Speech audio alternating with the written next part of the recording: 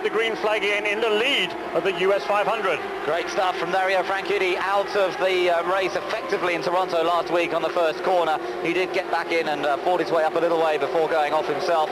But Franchitti now leads here at Michigan. Don't forget, he's led on the ovals before. He drove a superb race in St. Louis at the Gateway track when he was leading towards the end of the race, and he suffered a gearbox problem, remember? That was one of the early evidence of gearbox troubles. Meanwhile, we watched the rest of them come through. There is Alex Zanardi there, and the lap car of Max Papis there. There's Bobby Rahal, second place, with behind him there will be Scott Pruitt, actually back to third place now behind Alex Zanardi. But there goes the race leaders. Gujamin is in there as well. He's a lap down. There is Bobby Rahal in second place, ahead of Christian Fittipaldi there, who we're on board with now, keeping out of the way. He knows he's not in a battle for the position at this stage. And there's Bobby Rahal down the back straightaway, the Miller Lite Reynard Ford.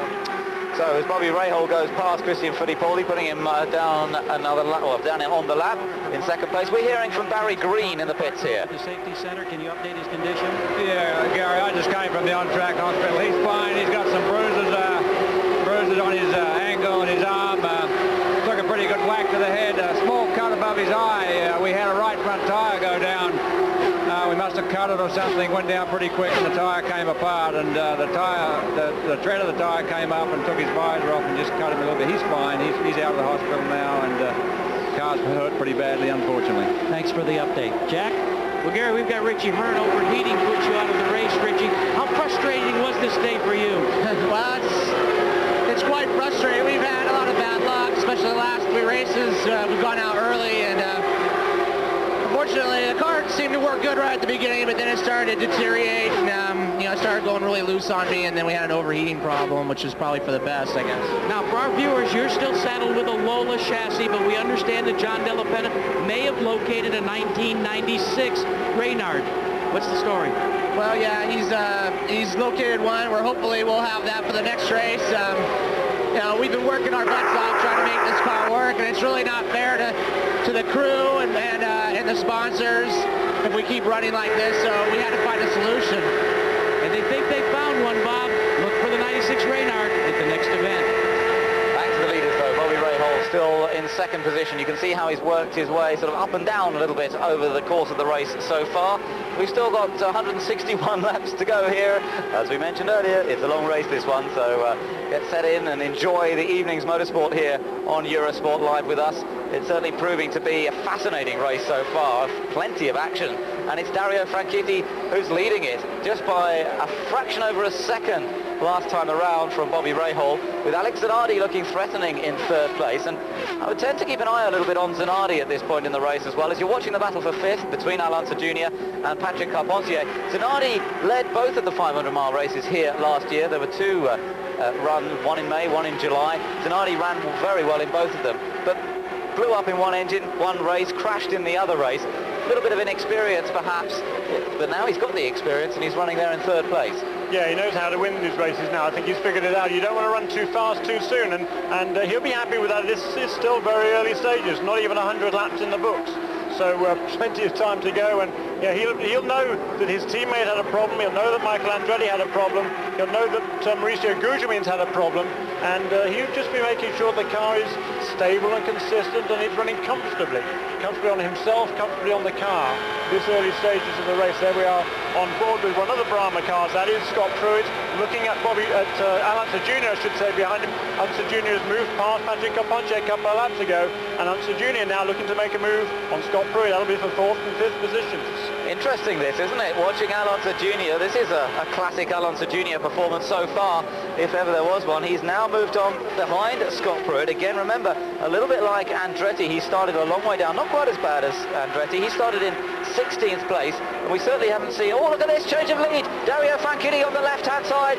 Bobby Rahal on the right-hand side. As you look at it there, up on the outside, Franchitti slowing down. Now, is this in trouble, or is he making his pit stop? Because we know he was out of sequence with the others. Is it time, or is it... No, he's slowed right down, though. He's got to have a problem. I'm not sure. He certainly lost momentum there down on the bottom line as Bobby Rahal flew past the outside. I think it was just he had to lift off the throttle, and it looks like you're having a problem because you have to lift off the throttle, and when the guy's going in front of you, he's flat out at 240 miles an hour. It looks like you're going backwards. Dario Franchitti is not going backwards. He's tucked in behind them. He's about 50 yards behind him, still in the slipstream and running strongly. And there is Scott Pruitt diving below the Hollywood car of Mauricio Gugelmin, who was running very strongly after that long pit stop, but now seems to be falling back again. I wonder whether this is a problem with the Firestone tyres. Pruitt, of course, has the same tyres, but we heard of that problem for Parker Johnstone of the blown right front tyre. That's extremely worrying for these drivers at those sort of speeds. That's not good news at all. No, it's not. Barry Green was telling us about that on the interview just now, as you heard. And Gugelmin, as you say, has slowed down a little bit. There is Pruitt at the front of that group. He's in 4th. Unser Jr. in the Penske. He's in 5th. Gugelmin's down several laps, remember, so behind Gugelmin you can see Patrick Carpentier.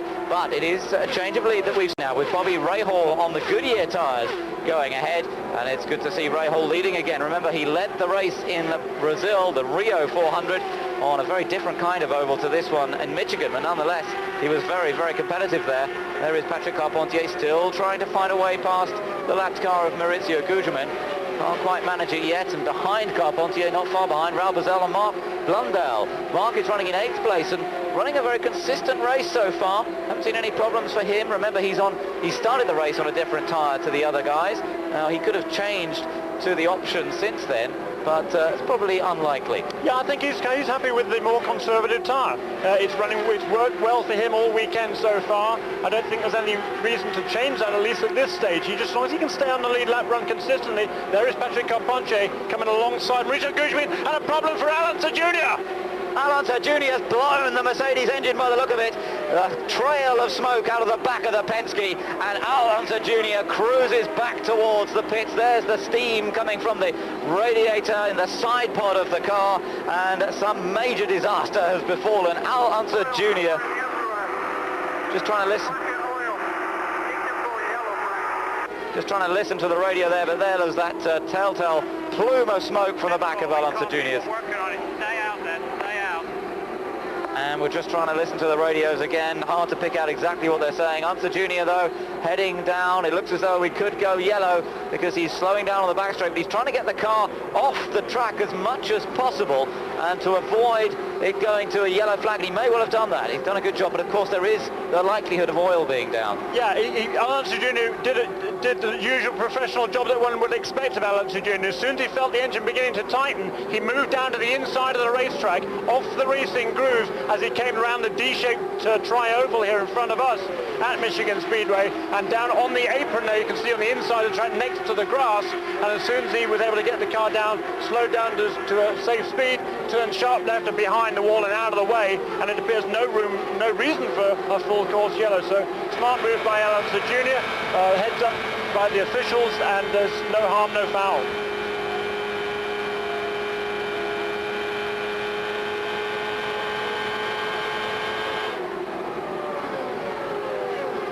Drama again then as Unser Jr. goes out of the race after running so well, so competitively. Paul Tracy's still in it. He's down in 8th position, and we've just completed the 100 laps. Bobby Rahal is the race leader from Dario Franchitti by 1.6 seconds.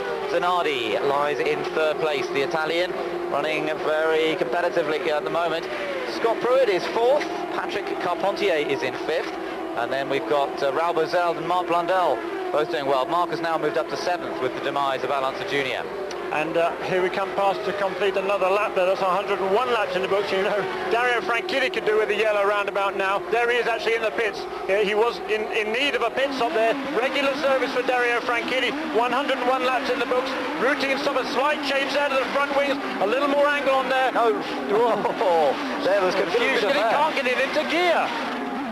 He stalled the engine, he couldn't get into 1st gear, and now he's trying to get the car. Oh, tragedy once again for Dario Franchitti. It all goes wrong at a pit stop. so often this has happened, but Jeremy, is this the same that's happened to Jimmy Vasser, to Andre Ribeiro?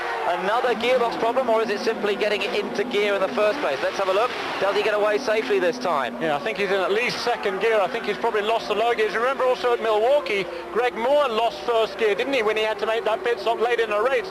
Quick thinking enabled him to sneak into second, but no such luck for Dario Franchitti. I think he's lost a lot of lower gears there. Yeah, it looks like it's the same problem as we're seeing. We haven't seen this all year long. What is going on? Suddenly, we're seeing a spate of gearbox troubles, and it seems to be when they're coming in, it seems to be as they take it offload, they've slowed it down, they come into the pit, and whether it's, I don't know what it is, something is all cooking in there as it slows down, or it's just the expansion of the gears, what's going on, but whatever it is, we've seen disasters for Ribeiro, for Jimmy Vasser, and now for Dario Franchitti, when once again he looks set to do well here this afternoon, although we're still very early in the race. Well, not so early, but we're still relatively early in the race. We've done 104 laps, and there are 146 laps still to go. So with Ray Hall leading, Zanardi second, Pruitt third, Carpentier's now moved up to fourth, Bozell is fifth, and Blunder.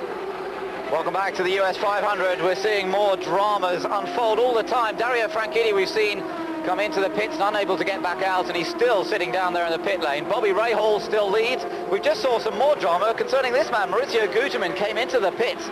They connected everything up and the car wouldn't stop moving. Something strange happened there. We couldn't quite work out what was going on, but Maurizio seemed to be in more trouble again. Yeah, some sort of a clutch problem there, I think, from Maurizio Gugelmin. He's already 4 or 5 laps down, lost another lap there, so it's all going wrong for him. And meanwhile, there is Gugelmin back up to speed onto the track, but several laps down there with his teammate behind him. All this dicing going on here. A slower car, that's Juan Fangio's car behind him. A great battle for 5th place. For 3rd place between Pruitt and Carpentier. Pruitt, the Brima car in the middle, dives down the inside of the All-American Racers car. There is Patrick Carpentier right behind him. So Carpentier, who's already got past Raul Bozell, is the man really flying at the moment. He's upped into 4th place, and the Canadian is driving a superb event so far, but Scott Pruitt's just about holding him off. Behind them, Mark Blundell is running in 6th place. There's a bit of a gap back from Bozell to Mark Blundell. We're just waiting for him to cross the line. There goes Mark. In fact, there's some 5 seconds between Bozell and Blundell at this point. Then we wait for Paul Tracy to go across the line. There he is. He goes through in 7th place. So Tracy's still on the lead lap, still in the hunt, and for the point of view of the championship, he still can score points this afternoon, but he's seen Unser Jr. go out of this race in dramatic style with engine failure. Certainly how it looked from here, and Paul Tracy will just be hoping that the reliability factor stays with him as it has done throughout this year. Unser Jr. seems to have been picking up all the bad luck in that team when it comes to reliability, and Paul Tracy so far has had a pretty reliable run throughout this season. Back up with that battle, and Carpentier's just dropped back again a little bit from Scott Pruitt, just getting mixed up in the traffic a little bit. He's finding a way past Christian Fittipaldi. Behind that group, by the way, Gilles de Ferran's running in 8th, Brian Herter is in 9th, and Guelta Sala is 10th. Michel Jourdain still running, he's in 11th place. Juan Fangio in 12th, and Dennis Vitolo and Matsushita are 13th and 14th, with Christian Fittipaldi, who we just saw there. He's some 3 laps behind the race leaders, and he's down in 15th. Max Papis is still running, he's in 16th, and then Maurizio Gugelmin is in 17th place. So we've reached some 113 laps. Things just settling down, but we're now with race leader Bobby Rahal. About 5 more laps, And there you heard it on the radio. About 5 more laps till another pit stop. You reckon that's right, Jeremy? I would say that's about right. He was last in on lap 81. That was under caution. It went green on 85, so he's done almost, 28 laps or so under green flag conditions, another 3 or 4 under caution. So there goes, that was Brian Herter. We're on board there with Gilles de Ferran. Brian Herter flashing through. Those who've been dicing. That's a battle for 8th position. The other team, Rahal car, the shell car of Brian Herter, gets past Gilles de Ferran. Now those two are running very cleanly indeed. Brian Herter, he really is a savvy young man. He knows, he always runs well here. We're on board there now again with his teammate. This is Bobby Rahal. Some slower traffic there. Guelta Salas, who is fighting to stay on the lead lap, is ahead of Bobby Rahal, going on to the back straight away. So Zanardi still running in 2nd place, 3rd place for Scott Pruitt, and 4th place for Patrick Carpentier. But let's now prepare for some more pit stops. The pit crew is beginning to get ready. We're going to go down on the tire pressure on the right front only. That's interesting.